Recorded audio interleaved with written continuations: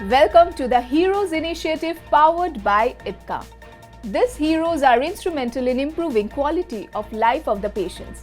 Today we have one such hero who has improved life of tens and thousands of such patients.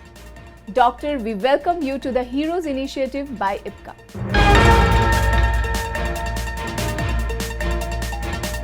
Doctor, are glaucoma a silent killer? My first question for you is, what are the early signs for glaucoma and how can it be detected before any significant damage occurs? दो तरह के glaucoma होते हैं। एक नॉर्मोटेंसिव glaucoma होता है जिसमें pressure बहुत ज़्यादा नहीं बढ़ता है, और दूसरा होता है angle closure glaucoma. Angle closure glaucoma में sudden rise of intraocular pressure होता है जिसमें प्रेशर 40, 50, 60, 80 तक चला जाता है, और वो कंडीशन ऐसी होती है कि उसमें पेशेंट्स को बहुत असहनीय दर्द होता है और उल्टियां होती हैं। तो वो that glaucoma is very easy to diagnose, और वो यदि सिम्टम्स हो रहे हैं और ऑप्थेल्मोलॉजिस्ट देखता है प्रेशर ज़्यादा आता है तो वो डायग्नोस इमीडिएटली हो जाता है। लेकिन जिनको नॉर्मोटेंसिव ग्लाकोमा या जिनके अंदर ओपन एंगल ग्लाकोमा होता है, उन लोगों की डायग्नोसिस इज वेरी डिफिकल्ट।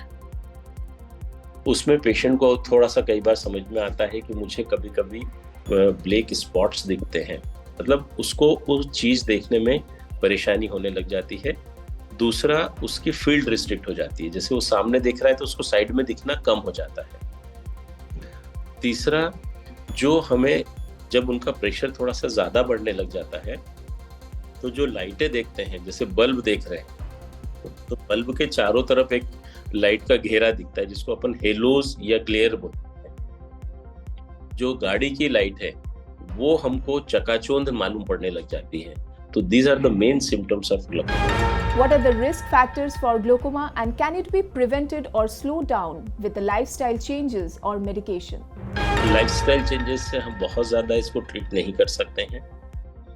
इसके लिए हम हमेशा सजेस्ट करते हैं कि यदि आपकी फैमिली में किसी को ग्लाकोमा है, जैसे मदर फादर को, भाई बहन को, यदि उनको ग्लाकोमा है तो पूरी फैमिली को चेकअप कराना चाहिए, उनको भी ग्लाकोमा के चांसेस रहते हैं। और दूसरा है कि हमें बचपन से लेके बुढ़ापे तक, बचपन में एक बार जांच करा ली कि चश्मे का नंबर तो नहीं है।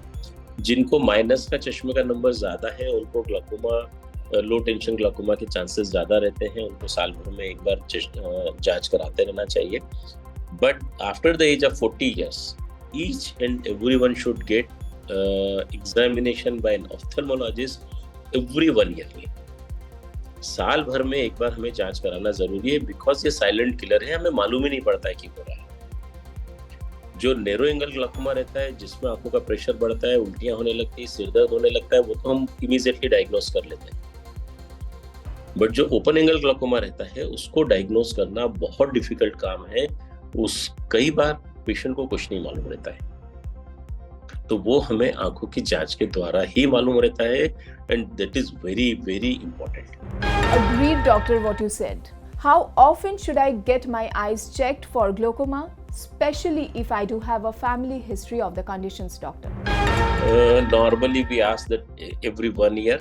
If a patient is already diagnosed with glaucoma, initially every 1 month, so that we can at least tighten the dose of medicines, कि एक मेडिसिन से कंट्रोल में आ रहा है, 2 से आ रहा है, 3 से आ रहा है, 4 से आ रहा है, और उसके बाद भी यदि कंट्रोल नहीं है, यदि कंट्रोल है तो भी उसकी फील्ड्स में क्या चेंजेस आ रहे हैं, उसके आरएनएफएल में, मतलब जो नर्व फाइबर लेयर है उसमें क्या चेंजेस आ रहे हैं, उनको हमें करीब करीब 6 महीने में एक बार चेक करना ज़रूरी रहता है। कि यदि प्रेशर कंट्रोल भी है तो भी हमें उसका वर्कअप करना ज़रूरी है कि उससे प्रेशर कंट्रोल होने के बावजूद भी कहीं ऐसा तो नहीं हो रहा है कि उसको विजन में रिडक्शन आ रहा है या फील्ड में रिडक्शन आ रहा है। So that is important. जिनको कांचबीन है उनको 6 महीने से 1 साल में डेफिनेटली चेकअप कराते रहना चाहिए।